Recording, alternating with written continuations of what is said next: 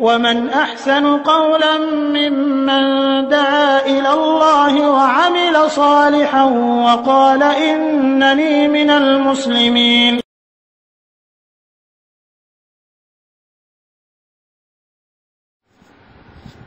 ওয়ালাইকুম আসসালাম রহমতুল্লাহি ওয়া বারাকাতুহু।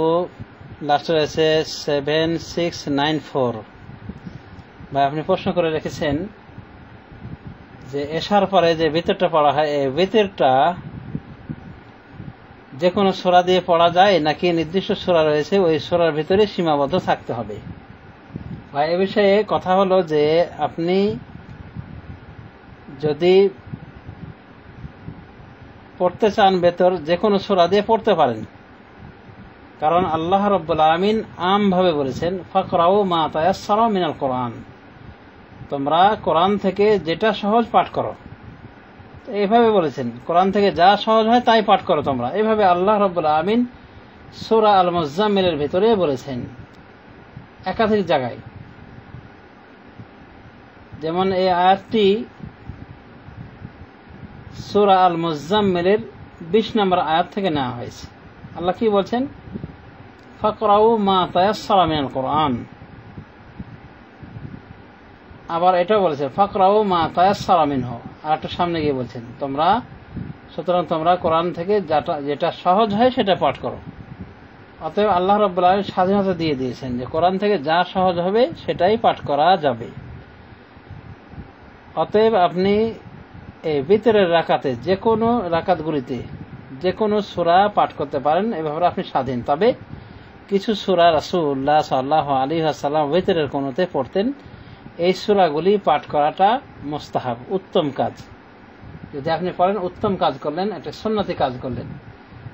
হাদিসে রয়েছে আন উবাই ইবনে কাব রাদিয়াল্লাহু আনহু قال كان رسول الله صلى الله عليه وسلم يوتر بسبح اسم ربك الأعلى وقل يا أيها الكافرون وقل هو الله أحد وهو حديث صحيح। উবাই ইবনে কাব রাদিয়াল্লাহু তাআলা আনহু থেকে বর্ণিত, তিনি বলেন রাসূলুল্লাহ সাল্লাল্লাহু আলাইহি ওয়াসাল্লাম বিতর আদায় করতেন সাব্বিহ ইসমা রাব্বিকাল আলা দ্বারা এবং কুল ইয়া আইয়ুহাল কাফিরুন দ্বারা এবং কুল হুয়াল্লাহু আহাদ দ্বারা। মানে এই তিনটা সূরা পড়তেন। এই তিনটা সূরা তিন রাকাতের ভিতরে পড়তেন, ভেতরে 3 রাকাতে পড়তেন। এটি সহিহ হাদিস। দেখুন এই হাদিসের জন্য মুসনাদ আহমদ 5 নম্বর খণ্ড 123 পৃষ্ঠা, আবু দাউদ 1423 পৃষ্ঠা, নাসাই 3 নম্বর খণ্ড 246 পৃষ্ঠা। নাসাইর বর্ণনা বলা হয়েছে ওয়ালা ইউসাল্লিমু ইল্লা ফি আখিরিহিন্না, তিনি সালাম সর্বশেষে দিতেন। এই নামাজগুলি সর্বশেষে সালাম দিতেন, এর পূর্বে তিনি সালাম দিতেন না। তাহলে আমরা বুঝতে পারলাম যে ভিতর আদায় দুটি তরিকা। একটি তরিকা জায়েজ, যে কোনো সূরা পড়ার মাধ্যমে এটা পড়া যেতে পারে। আরটি মাসনুন তরিকা, সুন্নতি তরিকা। তা হলো যে ভিতর নামাজে প্রথম রাকাতে সাব্বিহ ইসমা রাব্বিকাল আলা পড়তে হবে, দ্বিতীয় রাকাতে সূরা কাফিরুন, তৃতীয় রাকাতে হবে কুল হুয়াল্লাহু আহাদ। এবং এর হাদিস জানতেই পারলেন। এটা উত্তম, এটা সুন্নতি তরিকা, মাসনুন তরিকা। এই তরিকায় যদি পড়েন তো ভালো হবে, আর যদি না পড়েন তো জায়েজ রয়েছে অন্য সূরা দিয়েও পড়াও।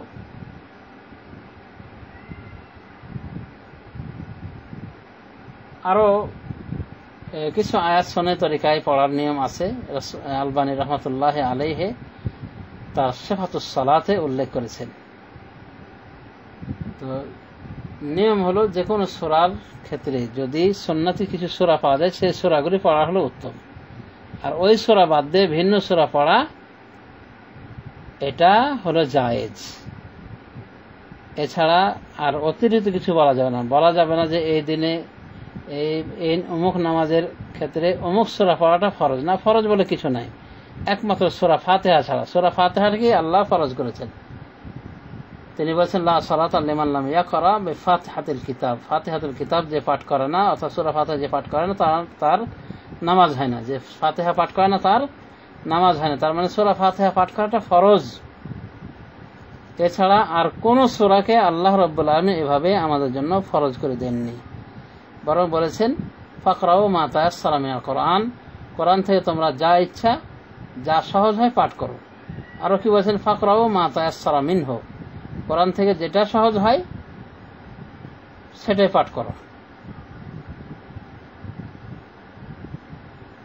তো আশা করি বুঝতে পেরেছেন।